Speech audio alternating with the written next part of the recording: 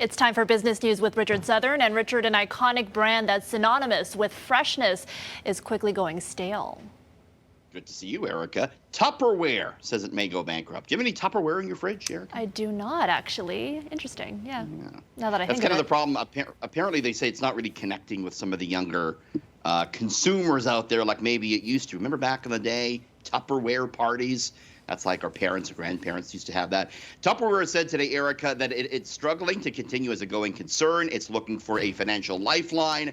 If it doesn't find one, bankruptcy likely around the corner. Tupperware stock cratering 48%. This is a 77-year-old business. Retail experts say it's a brand that, as we say, doesn't connect with the younger consumers. Apparently, there's a lot of concerns about sustainability. A lot of the products made with plastic. To fight back against that, Tupperware, as of late, has been coming out with more mixed plastic products, more glass products. Apparently not working, though, when you look at the sales. The stock is down 90% this year. It might get delisted from the New York Stock Exchange. What am I going to do with all my leftover spaghetti, Eric? I don't know. You have Tupperware? You don't have Tupperware? I got something. I don't know if it's Tupperware or not. I'm not Yeah. too loyal, I guess, to that brand. So I've got to check what containers I have on that. All right. Canada's economy continues to grow, and that means policymakers at the central bank have a big decision to make later this week. Richard. Wednesday, interest rate call. Are we going to see a rate hike, a rate cut? Remember the last meeting, there was no decision made. There was no hike or cut, and that's what we're expecting again. The economists say we're not likely to see any move in either direction from the Bank of Canada, which is balancing a pretty strong Canadian economy against a banking crisis in the U.S. and Europe. Inflation is still a concern. It's running at about 5.2%, about double the bank's 2% target. So there may be some impetus to want to hike interest rates, especially with the Canadian economy looking good. The jobs numbers are looking good.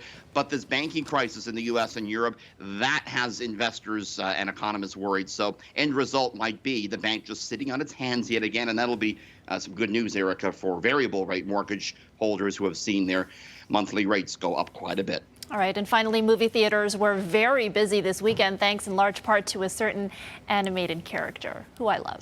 Yeah. Did you go see the Super Mario Brothers Not movie? yet. I wanted to, but soon. Me too. A lot of people on my social feeds were going to see this. So not surprising that it smashed some box office records over the weekend, bringing in a little bit more than $204 million in its first 5 days of release. And this is not only the biggest opening of the year for any movie, but it's also the biggest opening for a movie adapted from a video game.